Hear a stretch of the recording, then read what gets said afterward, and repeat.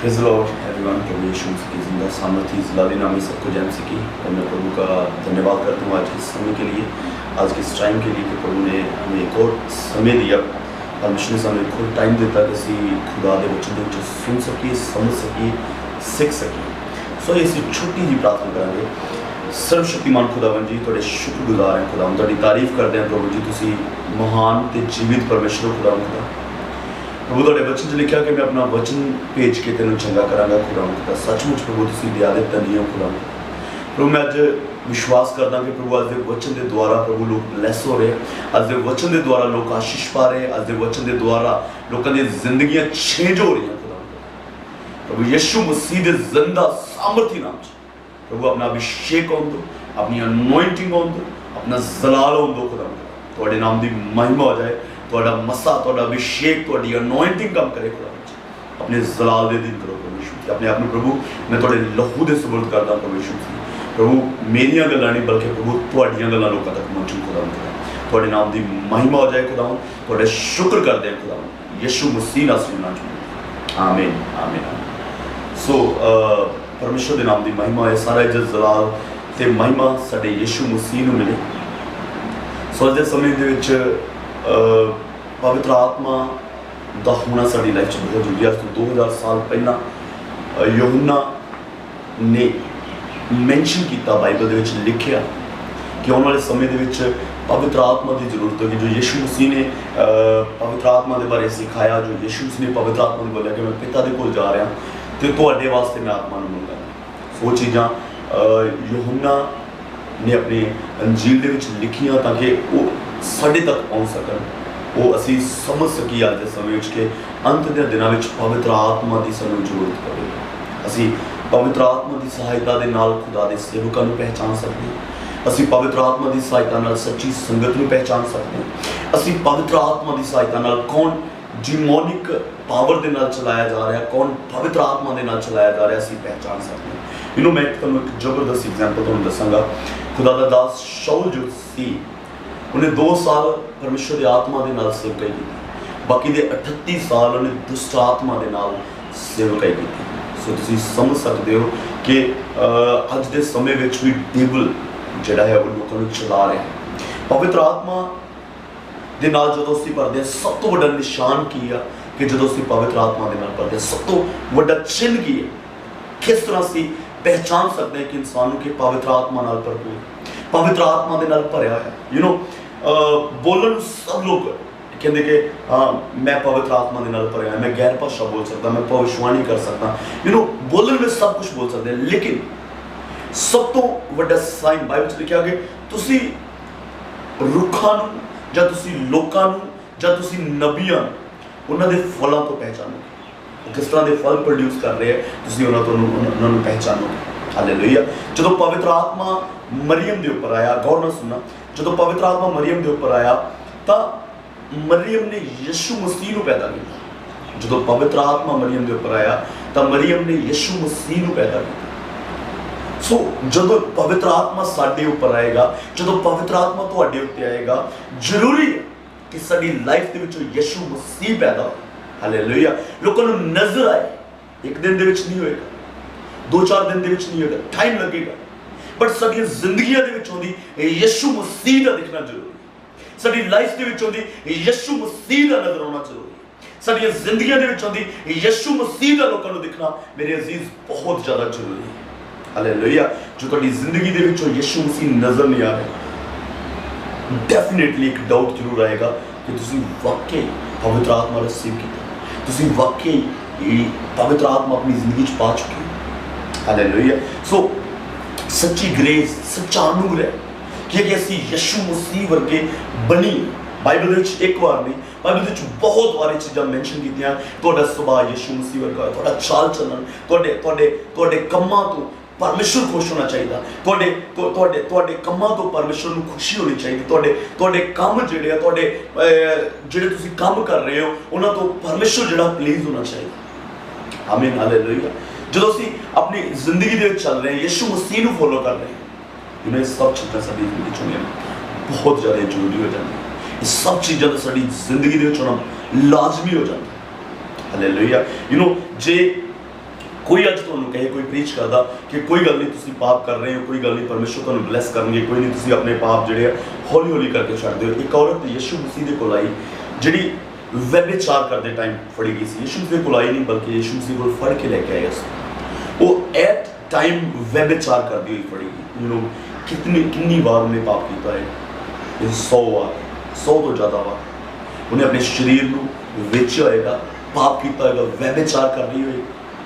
जिन्होंने यीशु मसीह को लेके आई, यीशु मसीह ने कहा कि मैं आई विल नॉट कंडेम, मैं तेनों कंडेम नहीं करूंगा, मैं तेनों रद्द नहीं करांगा, मैं भी तेरे उत्ते कोई दोष नहीं लगाऊंगा। यू नो उस औरत को यीशु मसीह ने कहा कि मैं तेरे उत्ते दोष नहीं लगावांगा, बट हुण तो बाद विच पाप ना करी, अज तो बाद विच पाप ना करी। इन्हें जरूरी कि जे खुदा साडे उत्ते अनुग्रह कर रहा है, जे साडा परमेश्वर साडे उत्ते अनुग्रह कर रहा है, जे साडा खुदावन साडे उत्ते अनुग्रह कर रहा है, ये जरूरी है कि असीं अपनी जिंदगी दे विचों पाप नूं कढीए। इस तरह नहीं कि जिस तरह प्रभु दा दास पौलुस कहंदा कि अनुग्रह ज़्यादा ते असीं पाप भी ज़्यादा करिए। No, it should not be like that. Hallelujah. साडियां जिंदगी दे विच जे खुदा दा अनुग्रह हो रहा है, जे परमेश्वर दी दया हो रही, जे परमेश्वर दी मेहरबानी साडियां जिंदगियां दे उत्ते हो रही है, असीं पाप नूं छड्ड के खुदावन दे वल चलीए, असीं पाप नूं छड्ड के परमेश्वर दे विच वधीए, असीं पाप नूं छड्ड के बाइबल रीडिंग दे विच वधीए, असीं पाप नूं छड्ड के खुदावन दी यीशु मसीह विच वधदे जाइए। आमीन, हालेलुया। यू नो बाइबल दे विच मैं एक वचन तुहाडे वास्ते पढ़ना चाहांगा। दूसरा तीमुथियुस दा 4 अध्याय दा तुसीं एक वचन तो पढ़ सकते हो। दूसरा तीमुथियुस दा 4 अध्याय दा एक वचन, मैं परमेश्वर अते यीशु मसीह नूं जिहड़ा जिउंदियां अते मोइयां दा न्याय करेगा गवाह करके उसके प्रकाश अते राज दा वास्ता दे के तेनों तवीर करना। सो इस जगह ते पौलुस ने जिन्ने भी एपिस्टल लिखे, पौलुस ने जिन्नियां भी पत्रियां लिखियां, हर एक गल, हर एक लफ्ज जिहड़ा पौलुस दा सी बहुत ज़्यादा इंपॉर्टेंट सी। पर फिर भी इस जगह ते प्रभु दा दास करे कि मैं तेनों परमेश्वर दे राज दा वास्ता दे के तवीर करना। यू नो बहुत जरूरी गल है, बहुत जरूरी गल करने वास्ते ला रहा। की गल करने वास्ते भाई तू वचन का प्रचार कर। हालेलुया। यू नो प्रभु दा दास पौलुस एक जगह ते कहंदा जे मैं लोकां नूं खुश करदा ते मैं प्रभु दा दास ना होंदा। यू नो अज जिहड़े सरमन हो रहे, अज जिहड़े प्रचार हो रहे, अज जिहड़े तुसीं प्रचार सुन रहे हो, दे नेवर रिब्यूक पीपल। हर वक्त प्रचारक जिहड़े आ वो लोकां नूं खुश करने पिछे लगे हुए कि लोग किहड़ी गल तो खुश होंदे। जे लोग प्रोफेसी तो खुश होंदे, प्रोफेसी दे पिछे लगे। जे लोग चंगे तुहानूं ब्लैस कर रहा परमेश्वर, तुहानूं आशीष दे रहा परमेश्वर, जिन्हां तो खुश होंदे वो सेम वर्डिंग बोल रहे हैं। Hallelujah. But what I want to say that तू परमेश्वर के वचन का प्रचार कर। यू नो एक खुद का कलाम है, खुदा का कलाम, खुद का कलाम लोगों की जिंदगी नहीं बचा सकता। यू नो इस धरती ते सानूं थोड़ी देर तसल्ली मिल सकती है, ਅਸੀਂ वचन सुनांगे, ਸਾਨੂੰ नहीं कौड़ा लगेगा, ਸਾਨੂੰ कुछ समय वास्ते तसल्ली मिल सकती है, ਅਸੀਂ कुछ समय वास्ते तसल्ली नाल रह सकते हैं कि हाँ पास्टर जी बोल रहे सी, भविष्यवाणी की पास्टर जी ने मेरे वास्ते ऐसा होएगा, ये होएगा। यू नो ਅਸੀਂ थोड़े टाइम तसल्ली दे विच रह सकते हैं, पर हमेशा की जिंदगी तो ਅਸੀਂ दूर होंदे जावांगे। हालेलुया। मैं फिर रिपीट करदा, ये प्यार दे वचन, ये ब्लैसिंग वाले वचन, मैं नहीं कहता कि बाइबल सानूं ब्लैसिंग वाले वचन सुनाउण तो मना कर दी, नो, बट बाइबल दसदी है कि ताड़ना बहुत जरूरी है। जे अज प्रचारक की कहेंगे अपने पाप में छड्डोगे ब्लैस होगे, नहीं बहुत जरूरी है। अज प्रचारक नहीं बोल रहे कि तुसी पाप में छड्डना जरूरी है। यू नो ब्लैस होने तो ज्यादा ये जरूरी है कि असीं पाप में छड्डीए। ब्लैस होने नालों कि असीं बहुत ज्यादा आशीषां अपनी जिंदगी च रिसीव करिए, इहदे नालों ये ज्यादा जरूरी है कि असीं पाप में अपनी जिंदगी चों दूर करिए। यू नो मैं तुहानूं कहना चाहुंदा कि जिंदगी दे 10 बरकतां लैण दे नालों एक पाप नूं अपनी जिंदगी चों कढना, ये 10 बरकतां दे नालों कई हिस्से बेटर है। आमीन, हालेलुया। अपनी जिंदगी दे विच 10 ब्लैसिंग साडी लाइफ विच आउण, इहदे नालों ये बेटर है कि साडी जिंदगी चों एक पाप निकल जाए, साडी जिंदगी चों एक पाप निकल जाए। आमीन, हालेलुया। सो तू वचन का प्रचार कर। हालेलुया। लिखिया वेले क वेले उस विच लग्या रहो। यू नो अज दे समय विच किसी पास नूं कोई जन मिलन वास्ते गया, उस पास सो रहा सी। यू नो मैं सहमत हाँ कि नींद जरूरी है, बट एक विश्वासी बड़ी दूर तो 40-50 किलोमीटर सफ़र करके पास्टर को मिलने वास्ते आया, पास्टर को प्रार्थना करवाने वास्ते आया, बीमार है, अपने बच्चे को लैके आया, अपनी वाइफ को लैके आया, अपनी माँ को लैके आया, अपने ब्रदर सिस्टर किसी को भी नाल लैके आया कि मैं पास्टर जी को प्रार्थना करवा के लेनी। उन्होंने विश्वास दी गल्लां करदा आ रहा है कि मैं पास्टर जी को तुहानूं लैके जा रहा, उस जगह पर प्रार्थना की जाएगी, तुसीं चंगे हो जाओगे। बट उस जगह पर की पता लगता कि पास्टर जी अंदरों मैसेज भेजते हैं कि मैं पास्टर जी सो रहे हैं, शाम 5 बजे 6 बजे तो मिलेंगे।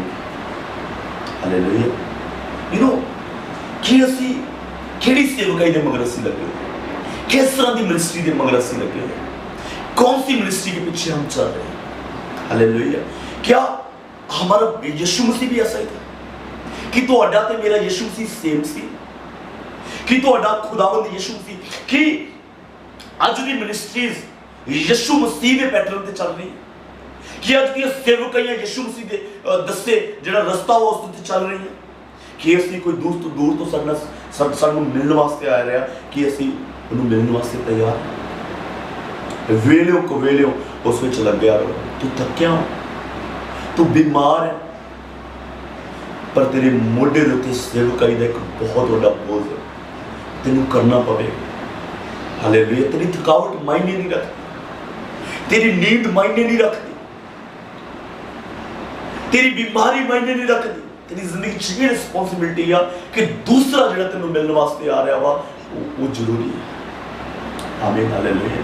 मैं अपनी लाइफ के चीज़ को बहुत ज़्यादा मायने रखा कि कोई मैंने मिलने वास्ते आया, मैं अपना काम छोड़ के, इवन बहुत बार मैं सो रहा हूँ, उससे बड़े उठ के कपड़े चेंज करके दूसरे रूम जिस रूम से उन्होंने बिठा रहा उससे बड़े बहुत गहरी नींद सुता हुआ, फिर भी 2-3 मिनट के उन्होंने कोल पहुँच जाऊँ। हालेलुया।